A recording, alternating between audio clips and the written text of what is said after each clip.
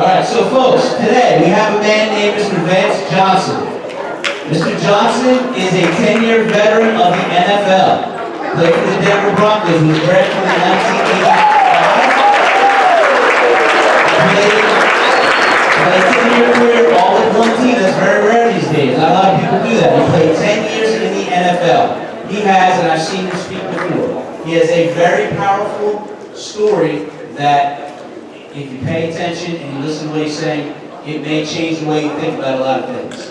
So, for the next half hour, you're going to listen to Mr. Johnson speak, and it can really change. It can be really life-changing. So, without further ado, let's have a nice North Star round of applause for Mr. Vance Johnson.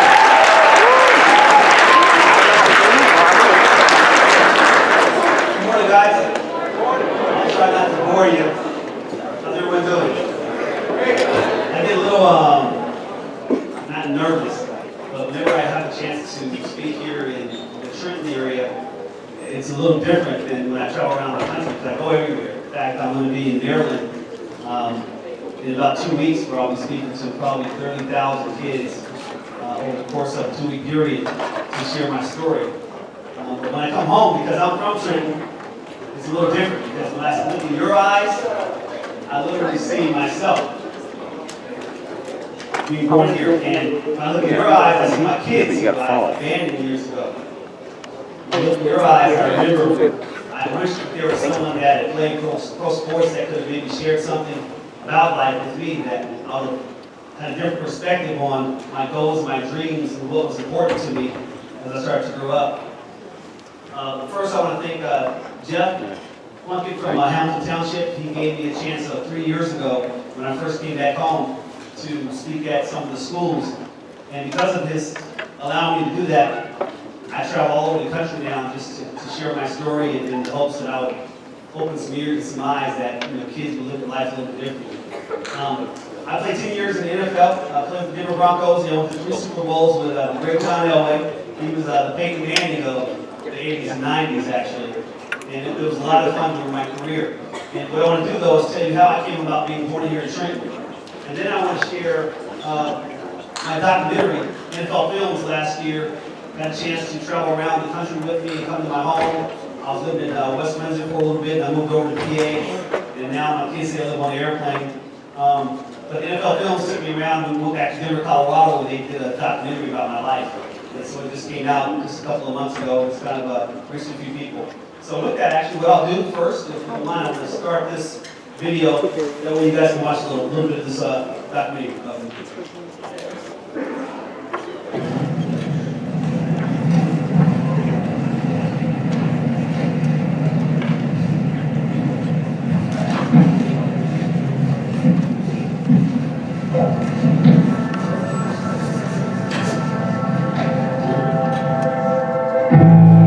I've run a lot in my life. It was my superpower, my gift. But running also forced me to live a life I'm not proud of. I've been through some of the biggest obstacles that life could throw at me. From reaching stardom as a Denver Broncos to falling into the depths of hell. I'm still standing, fulfilling my purpose. The pictures don't tell it all. Vance Johnson spent most of his life running from his childhood and the memories of an abusive father. I remember being about 4 years old, and my mom and dad were arguing with each other, and my father just reaches over and smacks my mother in the mouth. And I saw blood just go all over the windshield. And my sister and I were traumatized. We were in the back of the car just screaming and crying. And then I see it often, but my escape of sports, whether it was running track and winning races there to make my dad proud, being that hero in the house, knowing that if I'm doing something good in my sports, the domestic issues kind of were a little less. And whenever I wasn't doing sports, the domestic stuff kind of climaxed. Sports remained a safe haven and provided an opportunity to earn a football scholarship at the University of Arizona. You know, when I finally got to college, it was all about running for me. I'd run my whole life, and when I made it to that level where I could just really show my gifts, then it was where I disappeared at. Denver has acquired this pick from Houston, and has selected Vance Johnson, wide receiver, Arizona. It's very rare that you see a wide receiver, but the rare speed, the 4.4 speed he was in, mentioned 4.28, which was accurate, by the way. So I think Vance Johnson will fit in very well with that. It's a position they needed to fill. Vance Johnson, one catch. Whiter is in and nobody moves to the right. He can't try Vance Johnson for a touchdown. The second-round draft pick quickly made an impact, Vance Johnson kicked in the feet. using his greatest asset to become one of John Elway's top targets. Fine catch. Good throw, but a great catch by Vance Johnson. The ability to elude defenders and his quick-witted persona helped Johnson win the hearts of Denver fans. Fires the ball and scored for a touchdown by Vance Johnson. I was watching the movie Three Amigos, and I was like, I got a great idea. So I ran in the room to Mark and said, Mark, man, you gotta come watch this. And I said, what do you see? He said, Three Amigos. He said, they might think three white boys can be three amigos, but they're not gonna think three black guys can be no amigos. I said, they will, I promise. I'm gonna tell the press that Johnny always said it. And so after practice, I told the press when they interviewed the three of us about the season, I said, yeah, John Elway called us the Three Amigos. And so they said, what a great name. I said, yeah. And so they went and asked John. And John said, Three Amigos. He said, maybe the three midgets, because they're all under 6 feet tall. But it didn't matter because it had taken off by then. The Three Amigos were an instant hit. From music videos, to public appearances, to commercials. Vance Johnson, Mark Jackson, and Ricky Nattiel served up a football fiesta called Mile High Magic. It was a lot of fun. It was always an honor to be able to walk in the stadium and everyone to know that the Amigos were going to show up. The most important thing was we wanted the other teams to know when the Amigos were in town, it was about to be some fireworks, baby. As the innovator of the Three Amigos, Johnson found fame, while his inner demons found him. So you have calmed down? I have. The flame's still there. I'm always on fire. I'll probably explode pretty soon, and I didn't even read something in the paper, nothing about drugs or anything like that, but I just like to have a good time and enjoy it while I'm here. Lights? You didn't lie and said nothing about drugs or anything like that? That leads me to my story. So when I was, how I came about being born here in Jersey, my dad was in a lot of trouble. Was a gangbanger, ran numbers, and was used big time here in Trenton. In fact, some of my family members to this day, whether they're in prison or dead, are some of the biggest dealers that were here in Jersey. My dad actually ended up having to face going to prison, getting killed, or they gave him a chance to join the service. And so Dad joined the service in Arizona where he met my mother at. And believe it or not, he was 21 years old and he went to this James Brown concert and he saw this young lady who was only 15 at the time. Young ladies don't practice this one. You don't well know 21-year-olds. She was only 15 years old and he met her there and he actually proposed to her a few months later at her high school gym. And she said, yes, I'll marry you. Well, he dies in draft and had to go to Vietnam and they flew back here to Trenton. 9 months later, Vance Johnson was born. That's how I came about being born here. Now, the only issue that happened was my father started to do the same things he did when he used to run the streets here in Trenton. He started getting involved with these crazy guys again, and gang banging and running numbers and using. And my mom didn't like it. And the other thing he started doing was he started beating on my mother. And that made her feel like I can't be in this area with you because for some reason when I'm around people here in Jersey and I didn't come from this domestic crap, you start beating them. And I don't want my son to grow up in this. So my mom and I went back to Jersey. I was a little boy. My dad wanted me in his life, and so he came back out there to Tucson, Arizona, and grabbed my mom and I, and we came back here. And 9 months later, my sister was born. So we're still here in Jersey, and the craziness continues. My dad is also using even more, partying a lot more, heading over to Yardley. I was just talking to a couple people about that a little earlier. And my mother would drop across the bridge to get him and come back here on Passaic, where we lived at. And my mom got really tired of what was happening with this domestic issue, so she took my sister and I and said, you want to be in our life, you got to come to Arizona because I can't be around this chaos here in Jersey. And so we went out to Arizona and my father followed us. But he didn't stop beating on my mom. And my sister and I, just like I said, we would see this domestic stuff happening in the house, and it started to affect us as children. I have this thing called the principle of first mention. It's when you see things through the eyes of your mom or your dad or someone when you're young, and you witness it for the first time. So when you go into the world and you see that again, you look at through the eyes of where you saw it first. And those eyes, when you saw it first, are generally how you're going to have the perspective again now in the future about that situation. Like drugs, like alcohol, like sex. Well, to me, when I saw my dad running the streets and cheating on my mother, then to me he was having a good time because I saw him always smiling and partying and high all the time. Me and my mom would be going out to the nightclub looking for my dad, and we'd walk inside the bar, and he's in there high as hell, and so we would be in there fighting with these ladies. And I'm only, 9, 10 years old. So that's what I saw when I was a kid. Now, I hate my father. I didn't want to be like him. I sure wasn't going to use like he did. And the domestic stuff happening at the house. The last thing I was going to do was put my hand on a woman because of what I saw as a child. In fact, my father cheated around with my mother so much that I had promised myself that when I grew up, and this is going to get a little intimate, but I'm very honest about this stuff, guys. I'm very transparent. I promised myself I was going to cut my penis off. Yeah. Because what I saw my dad do with his. I was cheating on my mother all the time. And always using it. So the last thing I was going to do was do drugs. I sure wasn't going to drink alcohol. I better pause on that one. So time goes on, guys, where I found myself, this fearing that was inside of my head and becoming this great athlete. I wanted to be a great athlete. So I would run track and I would play football. And what I noticed then was, any athletes in here? There you go. What I noticed was when I did sports and I ran track and I played football, whenever I did really good, my father would beat my mother less. And so I became that hero in the house.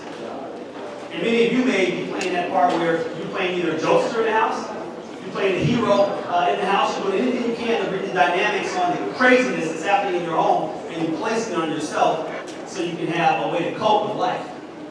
Not wanting to use drugs, not wanting to get into that world of addiction.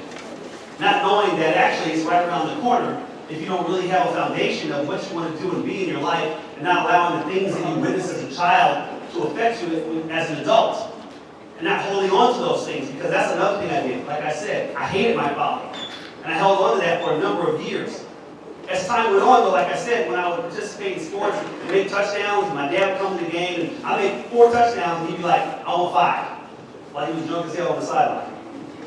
He would drop me off to practice sometime at high school, and he wouldn't pick me up until midnight. And so my coach literally allowed me to go inside the gym and just work out all the time. So sports was my world. Inside my head, I knew I was going to be great. I knew that if I kept working hard and I was focused on the things that I wanted to pursue in my life as a young kid, then I would make those goals.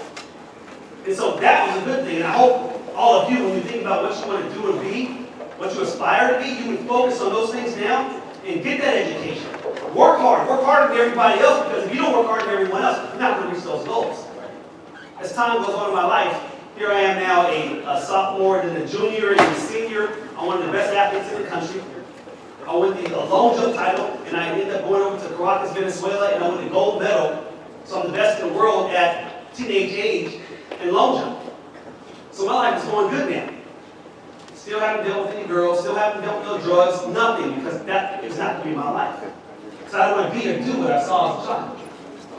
As time goes on and I get a chance to go to college, my freshman year in college, now I get a scholarship at the University of Arizona, and so I go and I'm in the track.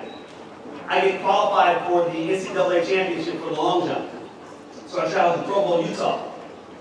I get over there, and guess who's over there? You guys ever heard of Carl Lewis? Number 1 in the world at the time. The longest jumper in the world. I'm just a freshman, so I was just glad to be in his presence. Well, I remember the last night before the finals, I was number 15 going into the finals, which was pretty good. And they took 15 out of like about 200 to the finals. Well, at first I wasn't qualified to go because I was going to be that one guy that couldn't make it. But the guy that was ahead of me ended up getting sick, and so they asked me if I wanted to compete. So I'm in my room, and I knew I was going to be able to compete, and I actually had a really bad headache, and so I called my mom and said, Mom, you always prayed when I was a kid. Will you pray for me so I can get rid of this headache because I'm going to compete tomorrow? She said, son, why don't you pray? Now, I don't mean to offend any of you guys with what your faith is or religion. Mine is my Lord and Savior Jesus Christ, so I have to share my journey. So I ended up getting on my knees that night, and I started asking God, Lord, please take away this headache, and if you do, I promise I'll jump for you tomorrow. All of a sudden, the headache goes away. So the very next morning, I'm out here jumping, and I'm in like 12th place out of 15 guys. Carl Lewis is winning. I'm in 12th place. And my last jump of the day, I remembered that promise I made to God. And so I backed up a little bit further. And as I took off running down the runway and thinking about that promise I made, when I jumped in the air, guys, all of a sudden I was flying higher than I ever flew, longer than I ever went. And when I hit the ground, everybody went, ooh! I just won the NCAA championship. Almost 27 feet, the last jump of the night. And so I went home victorious, thinking, thank you, God, for this amazing gift that you gave me. I get home. So as time goes on, here I go play football now. And I'm 15 running back going into the first game of my career. I'm a little guy. A lot of guys are a lot bigger than me, especially in college and NFL. But I'm the 15th running back. Well, the first team guy, his girlfriend gets pregnant, so he has to quit football and get a job. The second and third team guy, they actually couldn't catch the football. The fourth team guy was ineligible, so I had to start. The first play of my career in college, I had a kickoff, and I ran 99 yards for a touchdown. The very first time. So you see, all these goals and dreams I had inspired me when I was young, I reached. And then the draft came. I went to the combine, and all I had to do was blow Jerry Rice away in the 40, which the guy was talking about just now, and I blew him away, and so I got drafted second pick in the second round.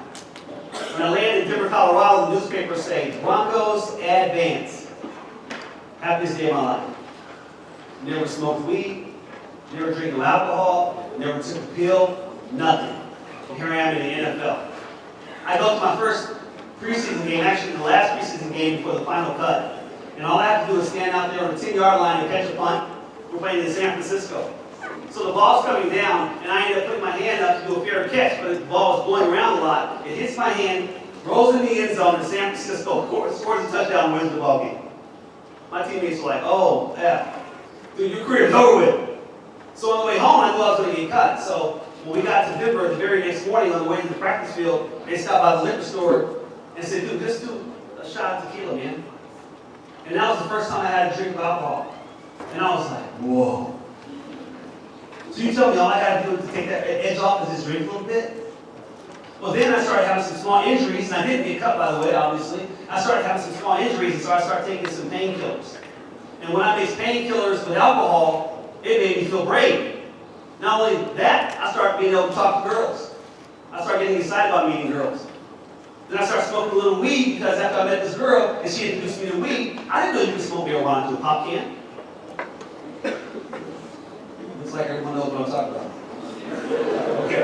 So here I am enjoying my life. I'm able to cope with life, and I'm smoking a little weed. I'm taking pills because it's able to take away these injuries, and I'm drinking a little bit because it's allowing me to cope.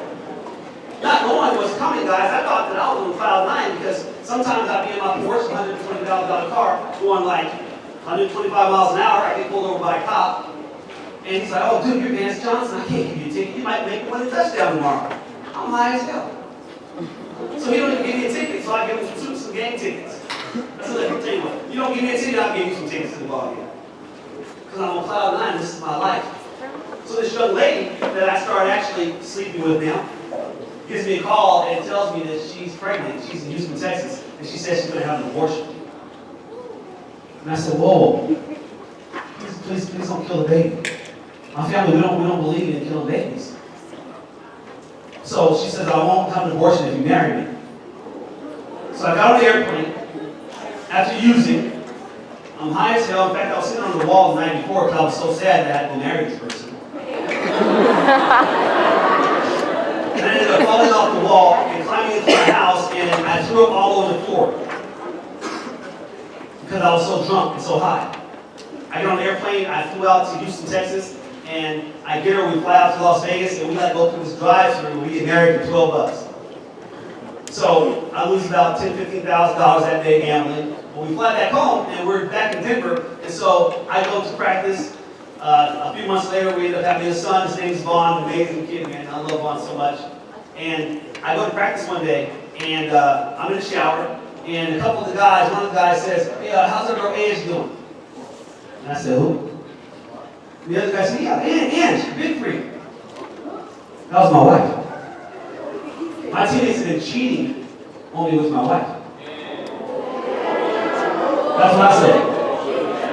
So I went home after jumping in my car, and I took some Xanax, and I'm drunk as hell. I go home, I'm screaming and I'm yelling because I can't believe she's cheating on me. I run upstairs and she's in the bedroom and I'm trying to make her tell me what happened. Tell me what you did with my teammates. Because they told me what you look like naked. They told me your favorite position.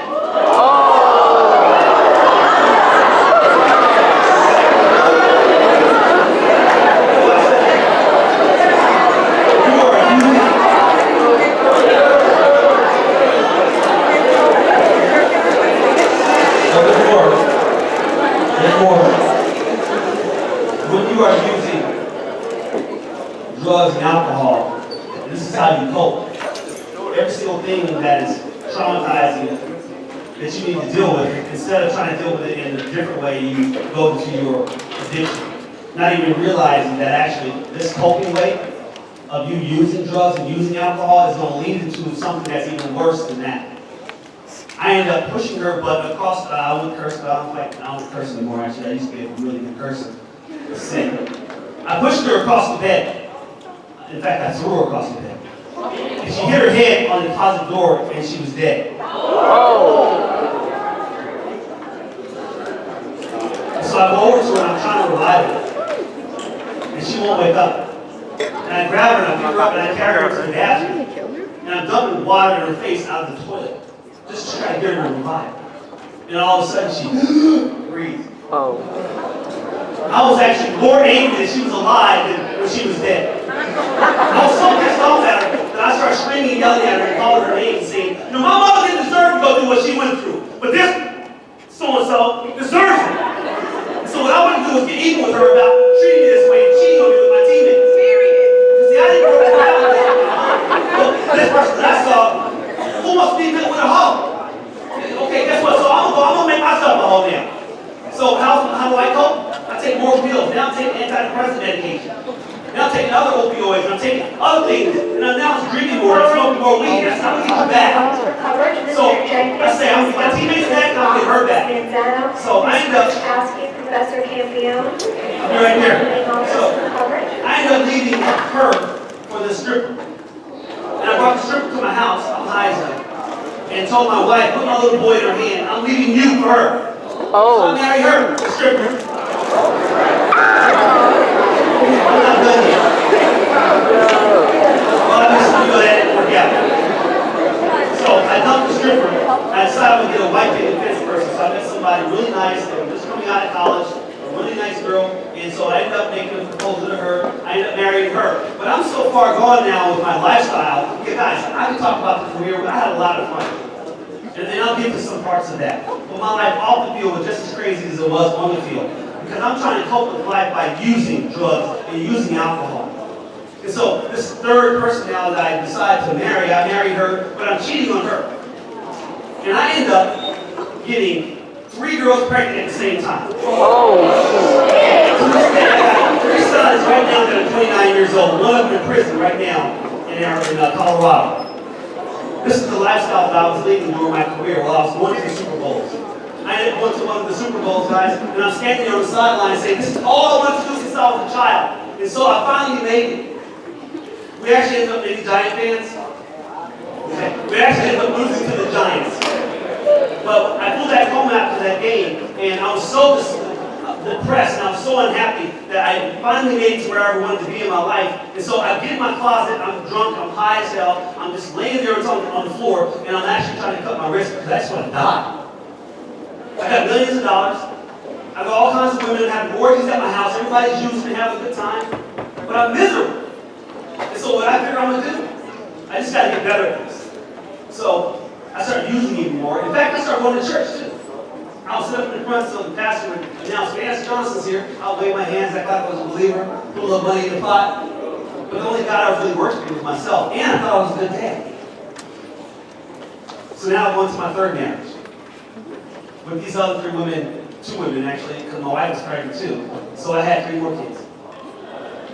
And I could not stop this behavior because I didn't know that when I was a child, the principal first mentioned that when I grew up, my only way to cope with life was through the lens of what I saw as a kid. Is anyone following me? Yeah. Because what you see now, what you do now, is going to affect the rest of your life. And what you do now to try to cope with life is just going to grow. That's a gateway. It's a gateway. And it leads to more stuff. Alcohol, another gateway to all different types of drugs. Because this is what I did. 10 years in the NFL. Failed suicide attempts. 3 Super Bowls in 10 years. Several marriages. After my career, I figured, now I'm just going to do life over again because I don't even retire because my life is so crazy and so chaotic. I remember one time I was driving down the highway. I was going in California. I was going 155 miles an hour. And I got pulled over by an airplane. And I was high as hell. Yeah, well, they had those prop planes that pull up actually across the highway. And the guy was hanging out the window saying, pull over. This is my life. I ended up going back to Colorado and just walking away from the game because I didn't want to play football anymore. I didn't retire or anything. I left my wife at the time. I moved up to the western side of Colorado and I decided to start my life all over again. Now, guys, I didn't get a chance to go through all the marriages because sometimes I'll just be out and high and I'd meet somebody and I wasn't married, so I'd look over at them and say, you want to get married? And they would marry me. So now I'm going into my 6th marriage and I moved over to the western slope of Colorado. I'm a retired football player, so I decided to open up a restaurant. I'm still living the way I did during my career, but now since the lights went off and I'm not famous anymore, my only way to cope with life now is to use. My only way to cope. I ended up having a restaurant, my mom and dad come over. My father came to the restaurant, and I look at him and I'm blaming everything on him. I'm saying, my whole life turned out the way it did because of you. Because of what I saw you do to my mother when I was a child. And I would pick this butt up and carry it in front of all the people in the restaurant, and I would like slam him on the ground. I was so pissed off at him. And I would ask my mom, why did you stay with that guy? Why did I have to see what I saw when I was a kid? Not knowing that I actually was worse than my father. Because now I'm going to my 7th marriage. Yeah. This is the life I'm leading. Because it's the only thing I know. Because when I was your age, I wasn't paying attention to where my future was going. I didn't know how I was going to cope in life. I just knew I wanted to reach the stardom and have the accolades and go to the Super Bowl and go to the Olympics. Which, by the way, I was an alternate on the Olympic team as well. So I reached every goal that every child has when they're young by being famous and rich when they get older. Well, here at my restaurant, my oldest son decides that he wants to come over and start spending time with me. And he comes to my house and says, Dad, I love you so much, man, and there's no way in the world that I'm blaming things on you, Dad. I want to be like you when I grow up. I'm like, you don't really want to be like me, son. Well, he tries to reach out to me because he ended up having to go to Colorado, to Denver rather, to see his mom because his grandfather just died of cancer. And so my son tried to reach me. I'm at the bar. I'm probably having sex with somebody. I'm high. And he ends up taking his motorcycle because he had blown the engine out of his car. And my son got killed that night. He got ran over by a drunk driver. My first wife called me and told me our son was dead.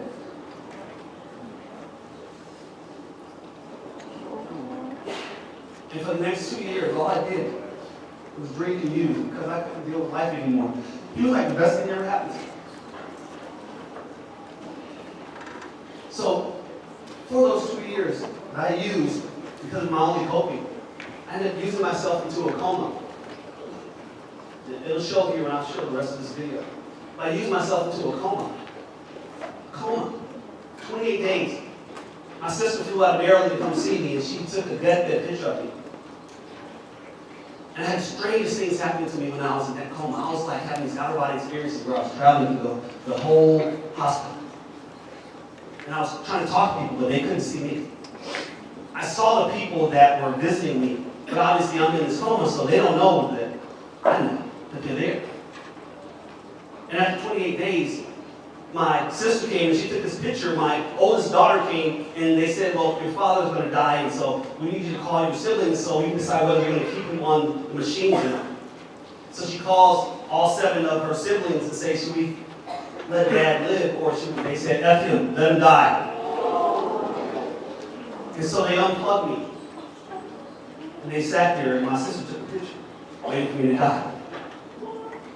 And I woke up. As you should. When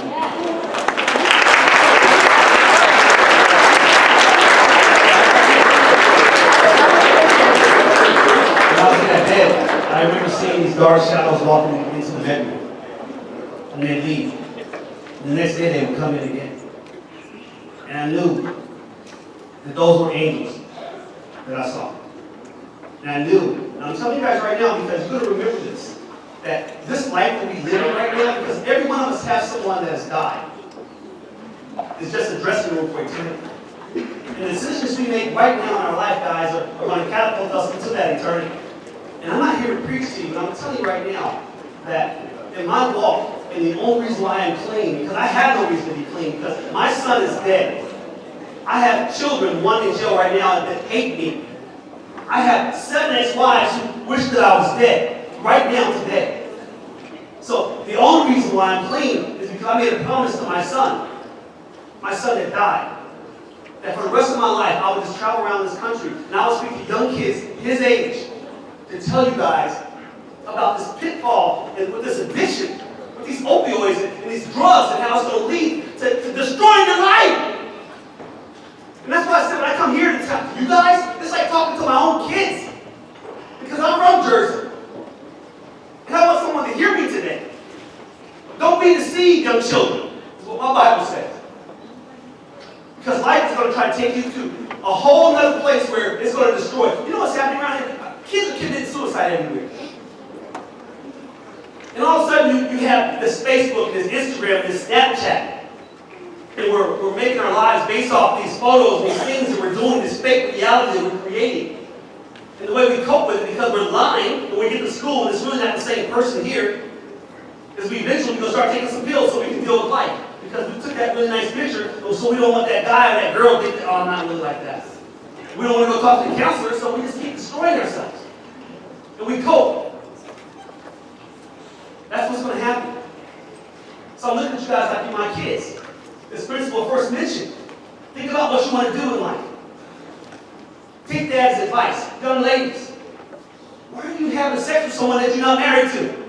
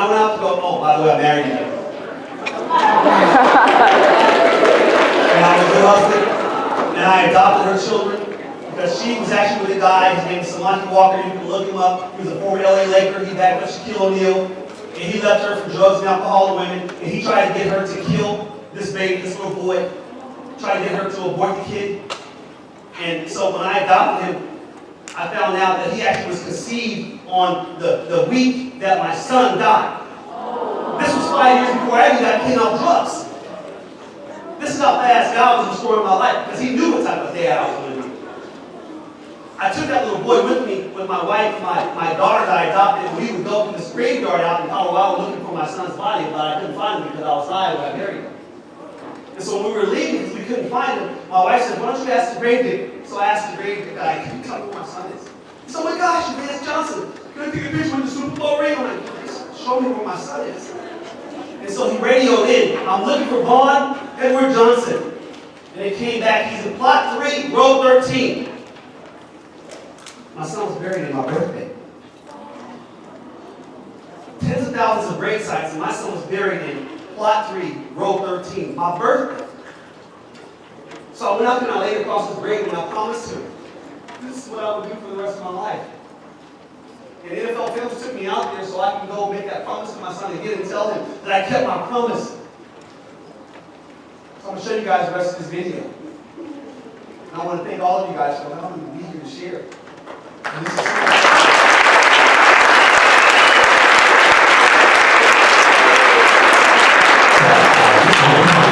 And my identity was being famous, being somebody special that people loved and people cared about. Not knowing that this thing was going to turn into hell one day. It's over. The Super Bowl champions are the Giants, and the final score, Giants 39, the Broncos 20. Going to the Super Bowl in 1986 and coming home and being broken because we lost. My life is chaos. I got all these relationships that are falling apart. What am I going to do? I sit in my closet, take a couple of Xanax, I drink, and I try to kill myself. 3 different times I tried to kill myself when I was in the NFL. Because there was nothing there for me. That was like my reality. But then off the field, I wasn't able to cope. My life was so crazy, man. The fast life finally caught up to the receiver who could outrun everyone. We got radio stations saying Vance Johnson, the police are looking for him. I'd get arrested, and then I'd end up getting married again, and a divorce and a marriage. Johnson continued in his downward spiral, and so did his productivity. In 1995, Elway's go-to guy abruptly ended his football run. I called the Broncos, and I said, I might sign another 3-year contract. I don't know, I'll show up on my birthday. And I just didn't show up. And so I didn't retire. And when I got home, my then fifth wife put my luggage at the front door. That's how my career ended. I basically just kind of walked away from the game, and nobody knew where I was for years after that. I'd like to thank Springs Recovery Connection for this amazing opportunity to come back and share my story, my journey, offer hope, and especially coming back to Colorado where it all started, where it almost ended for me.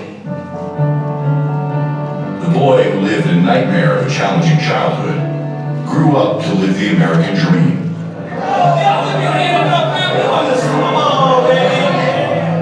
But a battle between good and evil continued to run Vance Johnson's life. I didn't think that alcohol was a problem for my career. I didn't think that drugs were a problem in my career because I played at such a high level. Even though I was high sometimes. And it wasn't until after my NFL career that when the lights went out, I leaned on alcohol and prescription pills. I didn't know I was an addict at the time, but I knew by using drugs and using alcohol, I was able to cope with my life and I was able to go out and just be a tyrant. You know, I got married over and over again, a total of 7 times. Because I didn't know how to navigate relationships, so I would just get a divorce whenever arguments started. I'd be out with friends, and they'd say, the only people at the dinner table who are not married is you two. And this was just a girl that I just met. Let's have a wedding. So we go to some judge's house at 3 o'clock in the morning and have a wedding. I wake up high, look over at her and say, are we married? So then we get a divorce. And this life that I'm living is just complete chaos, man. And so because of the dynamics I grew up in and around, I wasn't able to navigate relationships. I wasn't able to navigate life. And so I just made a really bad name for myself. One day I went to practice, and while I was in the shower, a couple of my teammates had told me that they had had affairs with my wife. I was so angry that I went home, and I pushed her across the bed, and she hit her head on the closet door, and I thought she was dead. She wasn't breathing. And finally, after going to the toilet and dumping water in her face, she breathed. And you know, by that time, I wished that she was actually dead. Because I couldn't believe that she was cheating on me. Now, my mother didn't deserve to get beat on, but I felt like this person, what she did to me, she deserved to be abused. I already got myself in a lot of trouble. So I went on the Oprah Winfrey Show to literally apologize to my ex-wife for being so abusive to her. Johnson's remorse was real. So was his alcohol addiction. His life was spiraling out of control. And in 2007, a phone call sent him over the edge. It was about 10:30 in the morning, and my first wife called me, and she said, our son is dead. And I was behind the bar in the restaurant, and I said, what? She said, Vaughn is dead. A drunk driver ran a stop sign and killed him. And so I picked up this bottle of Patron and I just started drinking. And literally for 2 years, I used myself into a coma. It was probably the lowest of my life. And I remember trying to go to the bathroom sometimes and I would be drinking again. And I'd be so drunk, I'd be throwing up blood. I'd piss in this cup and lay it on the side of the bed because I couldn't make it to the bathroom. And I wake up in the morning and I look over for the tequila. And then I pick that cup up thinking that was tequila and I drink it and it was urine. I throw it up on the floor. I was still screaming at my mother and father, blaming everything on them. So my life is just spiraling out of control with addiction. But the turning point was when I knew that God had a plan for me. After all these years of domestic issues and addictions, in the height of my career and touchdowns and Super Bowls, and that it was all for nothing, I realized that no, it was all for a purpose. I didn't even know where he was the first time, so I walked around this graveyard for hours looking for him. It was so surreal to me that I remembered him being buried, but I was high. And so I never thought, there he is right there.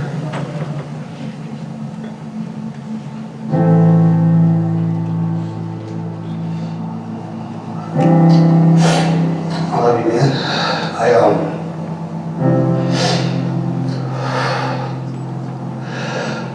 I just wanted to come out here and tell you that I kept my promise.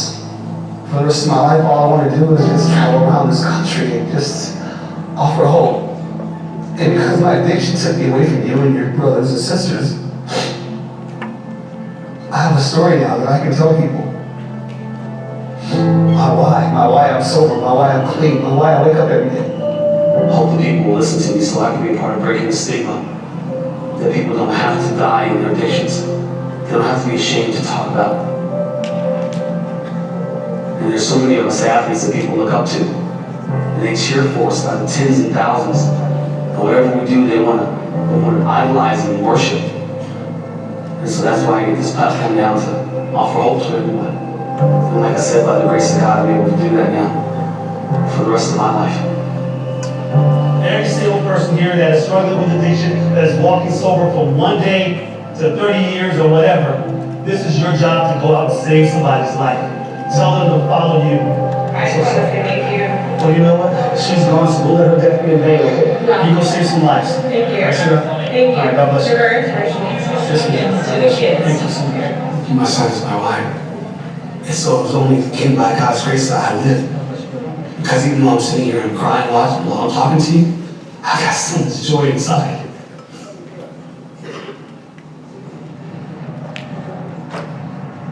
Today, Johnson lives in a suburb of Philadelphia, married to his 8th wife. The first year was really tough. He wanted to gain my trust and gave me passwords to everything, access to everything. I mean, he's a different person.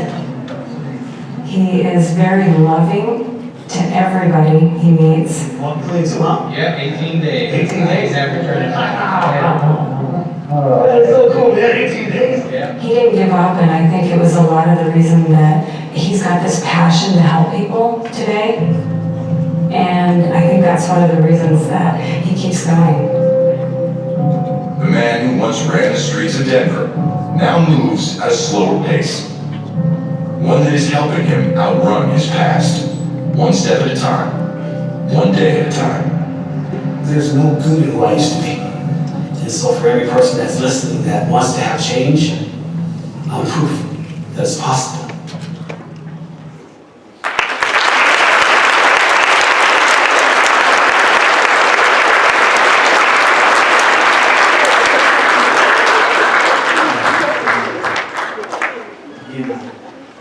I just want to thank you guys because when I look in your eyes, I just know there's somebody in here that hears me. Don't allow this reality of what's happening in your world to make you start thinking you have to cover it up by using some drugs or alcohol. And the other thing that I want to leave you with is, I forgave my father. And I was just in Florida. I flew here just today just to see you guys. And I'll get on the other page soon. But I have to go talk to 30,000 kids. But I called my dad on speakerphone. In fact, I think I'll end it with that. Because I love this guy. I was way worse than him. But what I saw, you can't hold a grudge against people, because if you hold it against them, it's actually not going to hurt them, it's going to kill you. And so, if you give me just a second here, I'd like to call my father and put his butt on speakerphone and call him in front of you guys and tell him how much I love you. You guys okay with that? Yeah. Thank you.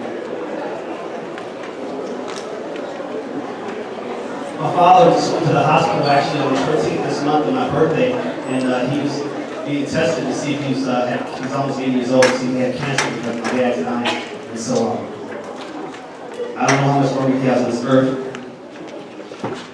but I know as long as he's here, I'll just keep telling him how much I love him.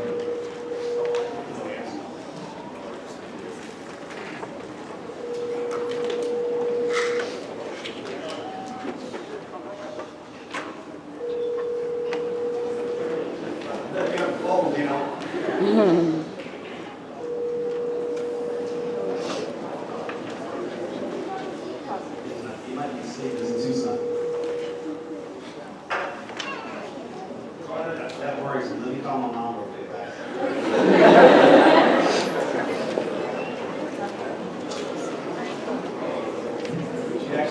She actually called me after the office. Come talk to you guys today. I'm all here.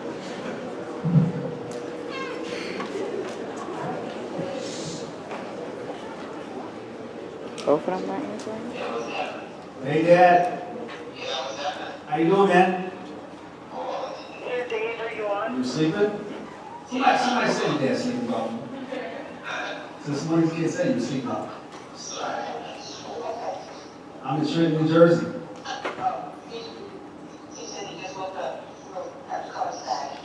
Okay, cool. Put me on speakerphone real quick so I can tell him I love him. Dad, you there? I just been Trenton, man. I just want to call and say I love you. I mean, you're stomping grounds, man. All right, man. I love you, Dad.